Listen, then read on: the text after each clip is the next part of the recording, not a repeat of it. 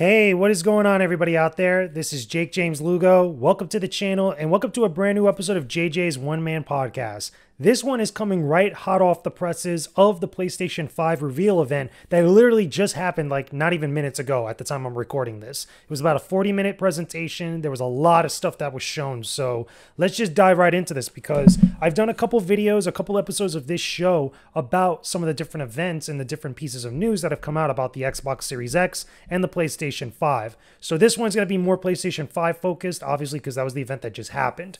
So let's run through some of the things that were actually announced. Like, there's some big stuff that was going down, man.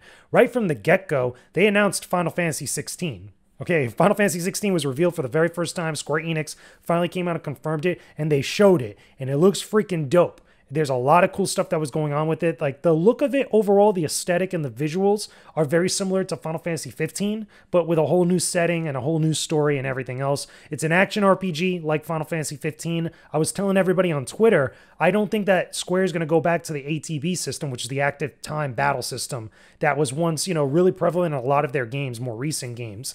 I think that now being action RPGs very similar to Kingdom Hearts and obviously what Final Fantasy 15 did, that's a formula and that's a gameplay that really resonated with a lot of people, especially those that were not Final Fantasy fans, or at least fans of most of their other backlog of games. So it looked cool. I thought that it looked interesting. I dig the logo. The logo looks pretty freaking dope. I'm not going to lie, with the Phoenix fighting Ifrit. I'm really curious to see how that plays into the narrative. That actually is going to be pretty darn cool. But for the presentation overall, that was a very cool surprise. That was something that I know it got leaked out and people talked about. I was like, there's no way that they're going to do Final Fantasy 16 right now. They're probably working on other stuff, especially with Final Fantasy 7 Remake, but that was a cool surprise that got confirmed, and I thought that was dope. It's a console exclusive for PlayStation, which is very interesting, but it is going to come out on the PC as well. Maybe down the line after its initial release, it'll come to the Xbox Series X, which is pretty much almost standard fare for all Square Enix games at this point, at least, for some of the big ones anyway. Now, moving on from there, they did show some Spider-Man Miles Morales, and I thought that was pretty dope. Again, the game looks good. Apparently, this got confirmed that this is going to be a launch title, because when I looked at the presentation, they said holiday 2020. They didn't confirm an actual release date, and they didn't say if it was actually going to be on the launch of the console, which we'll get into a little bit later. But I did find out from somebody else who would actually, went around and asked a bunch of people and looked at a few things, that it is going to be a launch title with Demon Souls, apparently, which I thought was very interesting. Again, they didn't say that in the trailers, but take that with a grain of salt, but that is still very cool. Miles Morales looks very dope. If you're a fan of Spider-Man on PS4, you're going to love this one. I dig the look of Miles Morales with his suit. I hope that they have multiple suits for him to equip and stuff. This is also going to be offered as a standalone game for about $50, but you're also going to have another version of it that comes with the original Spider-Man for PlayStation 5, which it has all its DLC and stuff. That's very cool. That's very dope. Finally, moving on, another surprise, which I'm surprised it actually got revealed now, because I remember a while back, this game got leaked when it was actually in its existence, and there was a whole big what to do with Warner Brothers.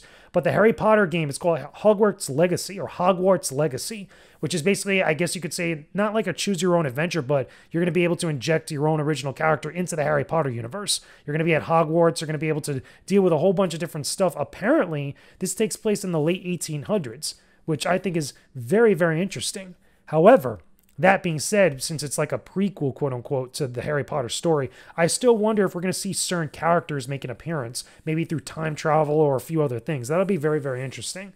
But it looks cool, it looks interesting, looks dope, and yeah, I can't wait to see more of it. Now, they did show Black Ops Cold War. That's totally fine. I still feel like maybe that's also going to be another launch title or a launch window title for Call of Duty or for the PlayStation 5, but not something I'm hugely into, but I still acknowledge that it's going to be pretty dope. Now, they did show Resident Evil 8 Village, or Resident Evil Village, which to me is a stupid title. I think that's a really dumb title, but it makes me think of a lot of the Las Plagas from Resident Evil 4, dealing with the village, even though it might be in a completely different setting. It seems to be going with a fairy tale aesthetic and a lot of fairy tale storytelling and stuff that's kind of related to it, but it's Resident Evil 8. I'm curious to see what direction they're going to go with the series. It's playing like Resident Evil 7 with the whole first-person view and stuff. Pretty sure that's going to be VR enabled as well. It's going to look very dope. It looked pretty awesome there. Also, Another thing I should mention too, which again, not a huge fan of, not a huge, like, really excited about it, but Deathloop looks pretty good. It's made by the same people who did Dishonored, Arcane Studios. Looks pretty awesome. Definitely check it out when you can. Another thing I should also mention too, which is kind of meh, I was hoping maybe they move on from this, but you're going to get a special edition of Devil May Cry 5. That's pretty cool. You're going to be able to play as Virgil and have a whole bunch of other interesting stuff, add-ons to it that you didn't get in the original release, which is pretty much standard fare for Capcom at this point. It's almost, you got to expect it in some way or some fashion, but I want them to move on to Devil May Cry 6, or at least whatever the next entry of that series is going to be. Now, finally, also, we should mention too, Oddworld Soulstorm. Oddworld is a series that looks very weird, but it looks very cool and very creative. So Soulstorm, they showed gameplay, they showed a whole bunch of like little tidbits of the story. That game I feel like is going to be really good, especially if you're into weird games and weird stuff with your video games. If you've never played any of the Oddworld games beforehand, like Abe's Odyssey or Abe's Exodus, you definitely should. There's also Stranger's Wrath, which is a very big departure from the original Oddworld games. This one's going to be starring Abe, not any of the other characters, so definitely check it out because I feel like that game is going to be really good. A few other things I should mention too. I'm just going to skip over them quickly. Five Nights at Freddy's Security Breach. Don't care about it. That's fine. If you like FNAF, that's for you, not for me. Fortnite being optimized for PS5. Don't care. I don't play Fortnite like that. Whatever. Demon Souls, like I did mention before, apparently that's going to be a launch title for the PlayStation 5. Those games are very hard, but they look absolutely beautiful, and this one is no exception. This one looks really good. Blue Point Studio and Sony Japan really make this game look awesome on PS5, so that's going to be another one. Again, like I mentioned, take it with a grain of salt, might be available at launch. And then finally, the big thing that I think is a lot bigger than people are giving it credit for, okay, is the PlayStation Plus collection for PS5. Now, from what I'm seeing here, and from a lot of people that they seem to be confirming, is that you're basically getting a whole bunch of games that were on PS4, but you're going to have them available to download, kind of like Games Pass on Xbox Live or Xbox Series X, at launch with your PS5, and it's going to be available to all PlayStation Plus subscribers and at no additional cost. That is a huge deal. So if you're a PS5 or a PS Plus subscriber right now on PS4 and you're getting a PS5, you're getting even more games that you possibly didn't play on PS4 at launch. Even though those are older games, again, this is the same thing with Games Pass. This has the potential that they could add more PS5 games to it down the line, or at least over time. Maybe they'll add another PS5 game, to give everybody, depending on what you pick up, you'll be able to pick up some of those games at launch and be able to play it on the first day when you have your console. That is a huge deal. That is a big answer to Games Pass, because Games Pass, you have to pay an additional thing for it. But with this is awesome. And again, the library could grow over time.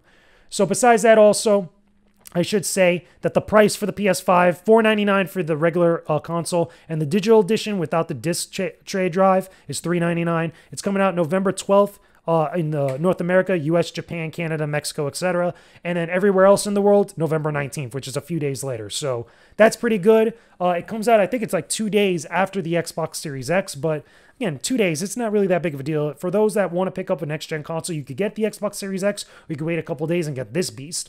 And that's pretty dope, man. And then finally, the big reveal, which is what they closed out on, is that next year, 2021, we're getting the next entry of God of War, which is called God of War Ragnarok. That is very cool. Not much really revealed about it, but the only things that I could gather from it from the teaser is that it's going to take place during winter, which makes sense. Okay, because at the the previous game, it ended right at the point, I think, when winter was starting, or we saw the cliffhanger where Thor showed up at Kratos' house, or where Kratos and his son are living. And then obviously that story is going to continue from there, with Ragnarok being the central theme, which if you don't know what Ragnarok is pretty much the apocalypse or the ending of the Norse gods, of the kingdom of the Norse gods and Asgard, which is a pretty big deal in Norse mythology. So I guess Kratos is going to have some sort of involvement with his son Loki in some way. No spoilers here, but pretty much that's already known stuff at this point. If you'd ever played the reboot of God of War, I should say, that his son is Loki, or is known as Loki. So this is going to be interesting, man. This is going to be very, very freaking cool. But that's all the announcements and all the stuff, and that's my spitfire thoughts about everything going on with the PlayStation 5 reveal event. The event itself and the presentation itself was pretty darn good. It had games, it had surprises, it had important info, it had stuff that you didn't expect. This was a very cool presentation, and this was one that I think satisfied a lot of people. I mean, they had a lot of stuff. They had a lot of things to live up to after the Xbox presentation, which revealed a lot of info that they pretty much just dumped all their info out there. And again, with the leak and everything else besides that, all that information about the next-gen consoles. Again, this was all going to happen at some point. Going into this, there was a lot of expectations, and I think they not only met the expectations of a lot of fans and a lot of gamers, but also exceeded them with all their cool announcements. So anyway, those are just my thoughts about the PlayStation 5 reveal event with all the price and all these other details.